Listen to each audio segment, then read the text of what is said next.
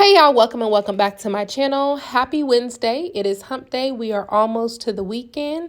For those of you guys who are from California or have loved ones in California, prayers up to all the California residents. I know that my job, we work remotely and we have people, a lot of people who work in California, and my manager had to cancel our meeting because a lot of them did not have access to internet. So again, prayers up to anybody in California. I hope you guys are safe and doing okay. I've been seeing online with all the wildfires and stuff. So again, prayers up to you guys. While you guys are here, go ahead and like the video before you forget and hit subscribe if you are feeling the vibe. Now, remember, I do have a personal channel. I just went to the cabins with my boyfriend for his birthday. We didn't get to stay the full 2 nights because it was a snowstorm, but we got to do pottery and just enjoyed each other's time and company. So again, if that is something you are interested in, the content creator behind the content, make sure that you check that out. That will be linked in the comments. Now, for this video, I wanted to show, of course, everything it can be when it comes to being a bottle girl, because as you see in the video playing in the background, you know, people tend to just show like, oh, look at this. This is how I live. You should become a bottle girl. Like in this particular content creator, no shade towards her or anything like that. I seen her video when I was on TikTok and I'm like, you know what? I'm going to use this as the background because this is typically what gets promoted to girls that might get girls confused if they don't know all the ins and outs and do things how they should do them. So she's like, here's the sign for you to become a bottle girl. I made $1,000 in a night. You get to party while you work, you know, and she flashes this money and then, you know, shows all the clips of her partying, having fun, turned up. Beautiful girl, by the way, absolutely gorgeous, right? And again, girls get caught up in this, especially younger girls, like, oh, I want to be one, da-da-da. Just like strippers, same way. They be like, oh, I want to be one. You're having fun. Look at this, da-da-da, right?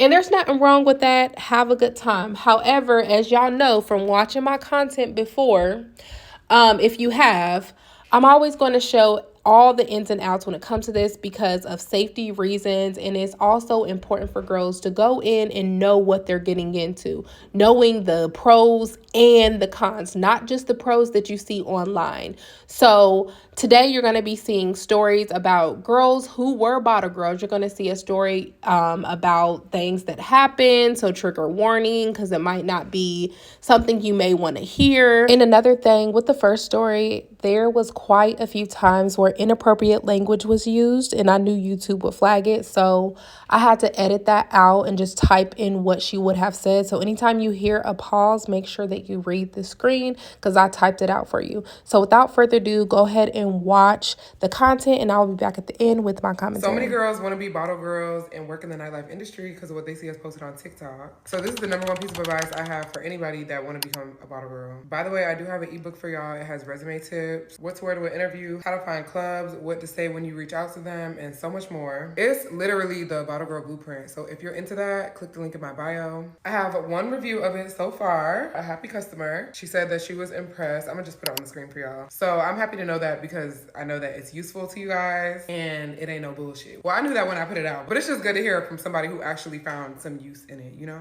So definitely go check it out and leave your review as well. Anyway, back to my #1 piece of advice for you. This is coming from a bottle girl in Miami. I quit my retail job in 2021 and became a bottle girl. This job literally changed my life and I wouldn't have it no other way. I worked at almost 10 different clubs and lounges and I post about being a bottle girl all the time, but I usually post the good parts of the job, so I felt it was only right to give y'all the real and raw advice I have for anybody that want to take this path. So my #1 piece of advice is to always keep in mind that being a bottle girl is not sustainable long term. And I'm being so real with y'all, like, everybody ages, or some people just get tired of it. So my advice to you is to use this job as a stepping stone and get as much out of it as you can while you can. Like, milk it, for real. Because it could be here today and gone tomorrow. Don't get too comfortable with the fast money. Like, really be smart, because you can't be a 50-year-old bottle girl. Or at least I ain't never seen one. And when I say stepping stone, I mean, like, are you using it to pay for school? Are you using it to free up your time so you can focus on your real passions and goals? Are you using it to fund your business? Like, that's what I mean. You just don't want to be a bottle girl and then you make all this money for years and then you stop and you have nothing to show for it. So me, for example, I was working retail and I had just graduated college. Fun fact, I had actually got hired by 2 major airlines to become a flight attendant. So I was just waiting on my training date, but that's not the point. So I was working retail and I was just having a really hard time with all the overtime that I was working. It was just too hard for me to focus on my content. I've been making content for years now. I was really focused on YouTube back then. But yeah, I hated that I couldn't keep up with my content because that's really what I wanted to do in life, you know? Like I really want to leave my mark through social media and content creation and connecting with and inspiring other women. So yeah, I've been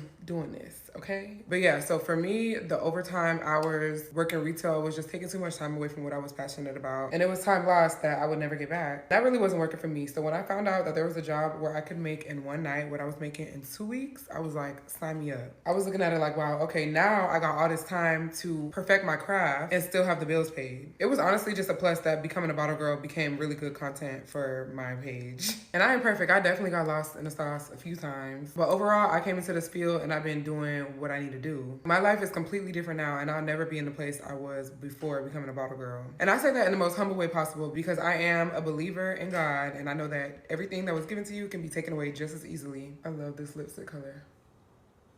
It's called Sultriness by MAC. But yeah, I say all this to say that if you want to be a bottle girl, just make sure you stay focused and have like a real end goal for yourself. I'm not very transparent about my goals because I feel like it's embarrassing to tell everybody about your goal and then what if you don't reach it? Like, oh my God. But I've always wanted to go full-time on social media, so there it is. But yeah, just please know how to categorize this job in your life. It's a stepping stone, not an end goal. But yeah, so my makeup is done and that's the advice I have for y'all today. My makeup came out so good.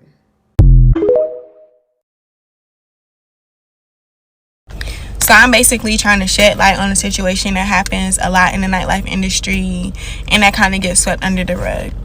So I was November 26th of 2022.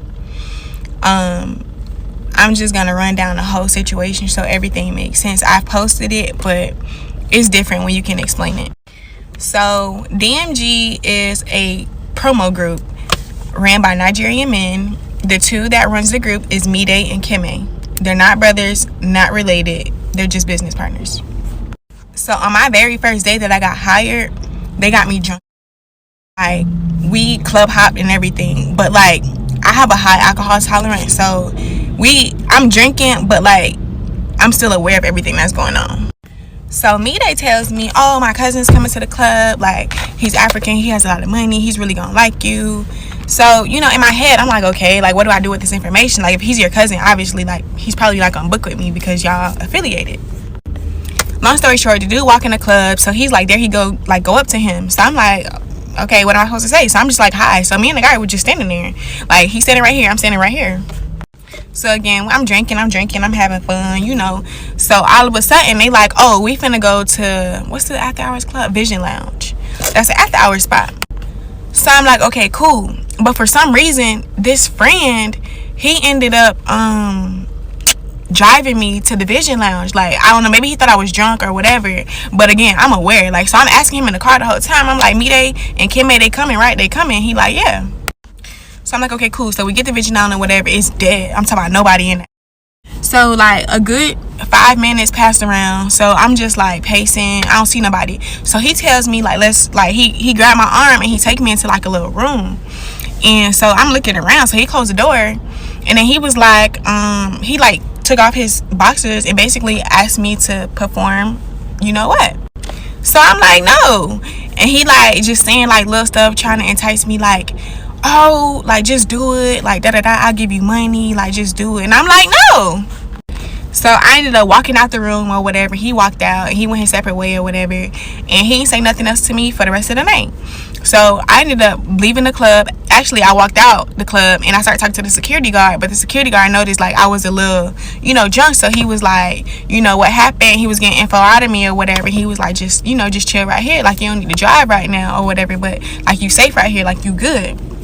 Again, first attempt. So the first incident I want to say happened around like end of August, early September-ish. Now it was definitely like the end of August, around the end of August or whatever. So I didn't meet Wale until like September. Like I was working an event for DMG, and I believe afterwards like we started having conversation or whatever, and we exchanged numbers. But you know, like, I'm thinking he a potential customer. It didn't even dawn on me that him and me, they look just alike. So he ended up telling me that he lives in New Jersey, and then he was saying him and me, they was brothers. Now, I didn't know he meant like blood brothers, but like I said, when I thought about it, I'm like, oh, like twins. So after we exchanged numbers, I think he like hit me up that next day or something like that, like just sending me pictures of him, like real arrogant type of, I don't know. But like, we haven't spoke since then. Like, we haven't spoke. Like, I can't really tell you much about him. So on the night in question, I pull up to the club or whatever, park my car. The first person I see when I get out is Wale. So he comes up to me, he like, oh, you know I'm mad at you, right? So I'm like what the even talk about? Like, I don't even know you like that. Mind you, at this point it's November. I hadn't worked with DMG since like for months, like a month or two. Like, I was dealing with my own traumatic situation. Like, I had just, you know, went through the process of losing a baby and stuff like that, and I was still bleeding and stuff like that. But at the time that I went out, like, it was, you know, towards the end of it. So I'm like, you know, maybe it's cool. Like, I'm gonna go out, I'm gonna just show my face because I haven't seen them in like a long time. Mind you, I wasn't dressed provocatively or anything like that. I'm gonna show you what I had on. This is what I had on. Like, nothing crazy. And like, I had on high boots, right? Okay, cool. Note this, remember this. So I had already dreaded going. Like, I didn't even want to go. Like, I'm walking out the house, I'm like, bro, I really don't want to go. Like, I sat in my car contemplating, like, I really don't want to go. So I invited one of my friends, and he ended up, you know, meeting me out there. So he got there at like 1 a.m. The clubs in Houston closed at 2. So when he got there, I think we had like a drink. I didn't have more than 3 drinks total. And I have a really high alcohol tolerance. Like, I can drink. So when I got to the section in the club, like, I never sat down because I'm like, if I sit down and I stand up, the alcohol gonna hit me. I'm gonna stand up so I can pace myself and know, you know, what the hell going on. So the way my memory is set up, like right now, the last thing I remember is like, I remember being in the bathroom, and then I remember smelling like his scent. So yeah, I remember smelling his scent or whatever. I don't remember leaving the club. I don't remember being in my car. But I do remember being at Kim A's house. I remember I just told you that I went through the procedure, so I was still bleeding, which is really more gross, because why would you still attempt to do that to me and I'm bleeding? And this ain't no period blood. I remember seeing blood all over the bathroom floor. It was blood all over like these polka dot sheets, and it was blood all over Wale's hands. Mind you, I've been to Kim A's house one other time for a pregame with the team, so that's how I was able to like recognize, like, I can't tell you like, oh, that was Kim A's house, but I can tell you from what I know and what I've seen that I believe that's where I was at.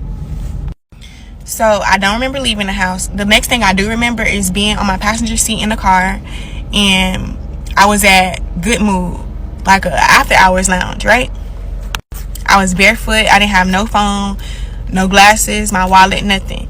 So I'm parked like this. So Wale pulls up in another car like this or whatever, and I forget what he says to me, but I'm like, I can't find my glasses, phone, nothing. So he was like, go back to the apartment and get it. Again, I'm not even thinking straight right now, so I was just trying to get home.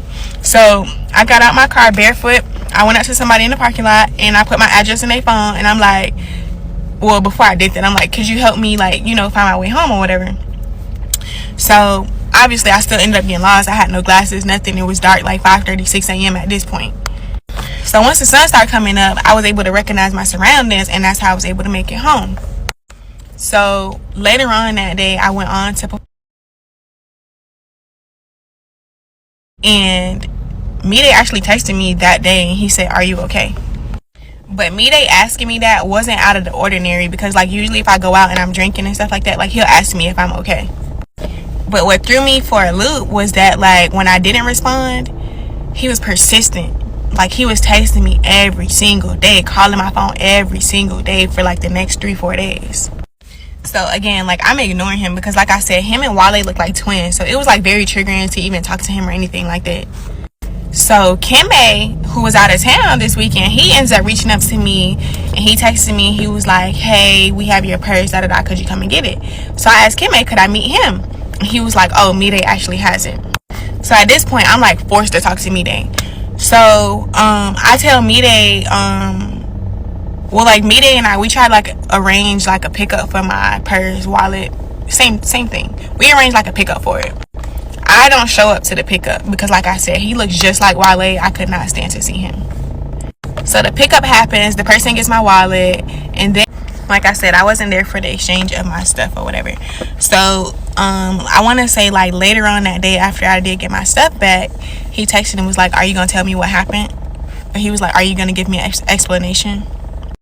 So with very like little information, I basically was like, hey, I was or whatever, and I was just like, so I needed to step away from the group or whatever, because I did leave the group chat and stuff like that or whatever. And so he was like, oh my gosh, I'm so sorry to hear that. Do you know who did it and where? So I wasn't sure if it was genuine or if he was just trying to kind of see what I know. So I'm like, let me pick his brain a little bit, right? So I'm like, yeah, I know who did it. I was like, but question, how did you end up with my wallet?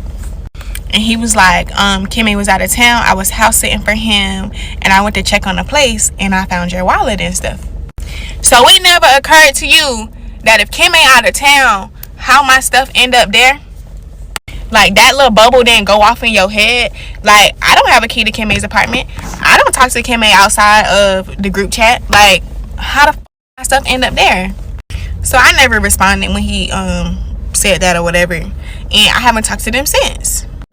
So I went on, like I said, to do that. And, they examining me. Like, I had bruises and why am I in so much pain? Like, I've had. Why am I feeling all these different ways? Why am my body aching? Why am I in so much pain? Then the nurse is like, and since you can't remember, like a lot of stuff, like your memory is in like spurts. They're like, more than likely you was probably or whatever like that. I'm not gonna speak on information like what's going on with the case right now, but it's still ongoing. And I was so in denial about what happened to me. I didn't want to believe that happened to me. Like, I didn't. And since then, there has been 2 stories that's been brought to my attention that has happened the same way. Girls being in a club, followed to the bathroom. Like, obviously that's his MO. Like, there are 2 to 3 similar stories. Matter of fact, one that happened on New Year's Eve. Literally similar story, same outcome. And I'm speaking up now because I'm tired. If I would have spoke up then, maybe it could have saved somebody. These men are predators, and it's sad because they have kids. If you're moving to Houston and you want to join the nightlife, know who you're working with, know who you're working for. Watch your drinks. I can't even say pour your own drinks because they do to that too. Hey guys, get ready with me while I tell you guys my experience working as a bottle girl in one of the biggest clubs in Melbourne. So I did this job during COVID, and this was like 2020, 2021. So I was around 20, 21 years old. So I was quite naive and I just got to the country. So I didn't know much about nightlife and how it operates in Melbourne, and I've never done that before, and it was my first job in Melbourne ever. So the casting process was literally just pretty girls in like a room, and then we get to go to an interview one by one, and they ask for your Instagram handle straight away to see I guess what you look like. I don't know why that matters, because we were literally getting paid 23 to 25 an hour, and that's kind of how much, it's lower than how much a retail worker earns in Melbourne. And I'll say with this industry, most of your wage is honestly depending on your luck. I'm not saying that you're not good or anything. One of my friends, she would honestly make $500 to $1,000 every single night. And then me, on the other hand, I'll be literally getting paid 25 an hour, and my shift will get cut short when your table is done. It happens. And And then you're gonna have to like Uber because like your shift ends at 2 a.m. and then you just lose more money.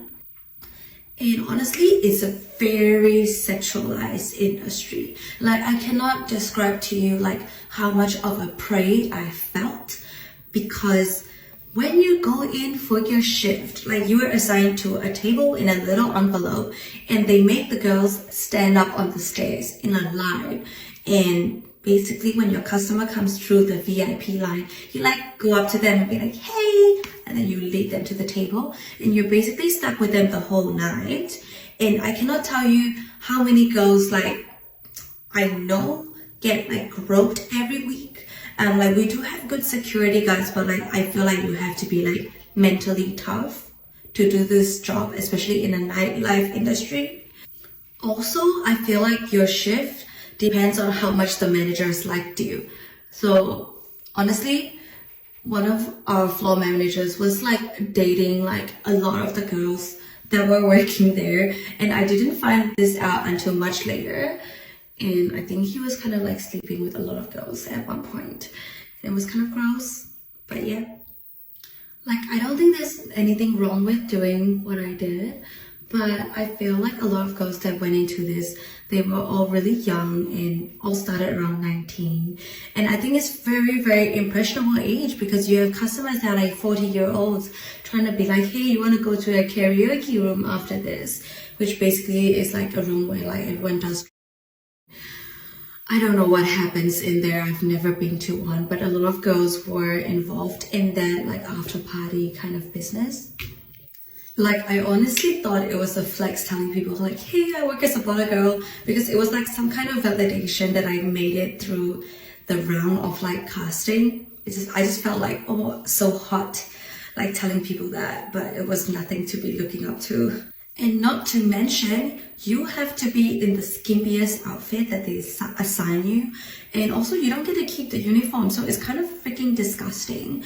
And you go there and it's kind of like first come, first serve. So you just put on the uniform that someone else probably took off. Like, I don't know how often they wash these. It's just kind of gross. And also like the amount of customers that think you're like an easy target just because you're working there is kind of freaking disgusting. Most of them do have general respect, but they just think that like you're also like because you work there, which some people were, but they kind of assume that every girl is. So just be prepared for a lot of men asking you if you want to go home with them. Okay, so that's my general experience working as a bottle girl. Maybe it's just the club that I was in, like it was just kind of like dingy, but it was also like one of the biggest clubs in Melbourne, so I don't know what else is better. So if you're trying to work as a bottle girl or like looking into it, definitely think about some of the things that I just said and see if that's the field for you. Okay, thank you, bye. Life as a bottle girl, worth it? I'm gonna tell you guys about how I became a bottle girl and what my experience as a bottle girl was. Back in 2021, we were still hitting the effects of COVID. I was working at Twin Peaks as a server, and there was this girl that decided to apply for a job as a bottle girl, and I was like, okay girl, well, I'm applying to that too. Keep in mind, I was always scared to become a bottle girl because I don't know, I get like social anxiety when it comes to like working with a whole bunch of girls, because girls are rude. So I applied for that job. Surprisingly, I got it.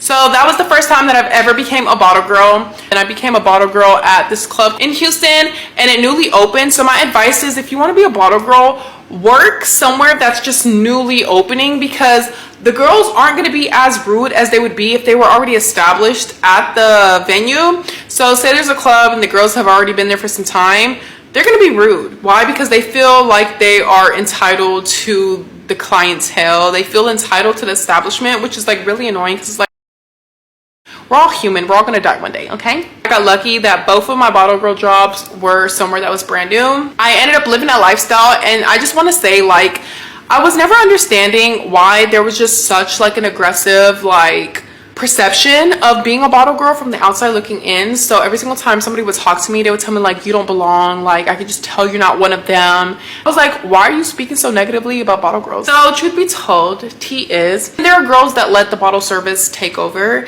and change them. These are the girls that, you know, sleep with their clientele. They literally let bottle service change them to the point where it's like, dang girl, like, do what you gotta do. I'm in all support. Get it how you live. If that's what makes you happy, that's what makes you happy. But they're like super young, and they're like, you can tell they're losing track in their life because it's these older men like throwing themselves at them with money, steering them from their initial goal. It's like these older men are taking advantage of them. So it's like a bit disgusting. Some of the horror stories that I've had during bottle service, there was a time where I was wearing my uniform. It was like a short skirt, and I was like serving this table, and somebody literally lifted my skirt up while I was walking past them. Why would you lift my skirt up? Because I'm a bottle girl, you feel like it's okay to lift my skirt up as I walk past you. Also, another time, and must I say, this was my last straw before I officially moved to LA and said F bottle service, I'm just gonna pursue content creation and my modeling career, was when there was a shooting at the club.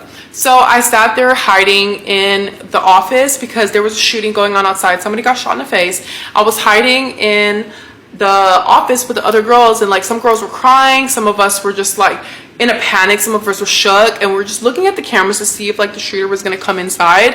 And I just remember sitting there thinking like, this is not what my life is made of. Like, I did not come this far to end this far just being a bottle girl, just because the money was quick, the money was easy. The money is risky. Like, there are wild people that come into the club. I just realized that like bottle service just, it wasn't for me. I'm very grateful for the opportunity that I did have, because it was like I became a bottle girl during the peak of COVID. During COVID, I lost all of my socialization skills, so I forced myself to become a bottle girl so that I can socialize. But that's my story on being a bottle girl.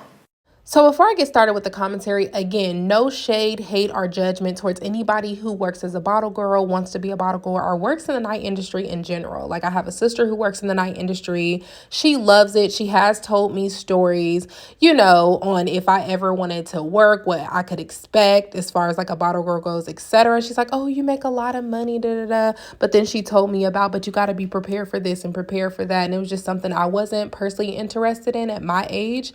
But I feel like it's a fun, cute job for younger women who really don't have probably children or any major responsibilities. I feel like that's a nice way to get some good, fast cash. But again, no judgment. This is just really to help educate and steer people in the right direction if you're contemplating whether this is something you want to do, where should you start, what tips you should have, like going into this, etc. So, you know, with that first story, the more and more I heard it, it made me think that like, okay, that guy Midday or Myday or whoever it was who told her, oh, I got a cousin who's coming up here, he got some money. I'm starting to feel like he was in on this. I'm starting to feel like them two do this regularly, just to be able to get women in that position to do what they done. Because it's just really weird to me how he's like, oh, you should go over there and see Midday or My Day, however you say his name. He knew that she was newer. He knew that she didn't know what was going on, etc.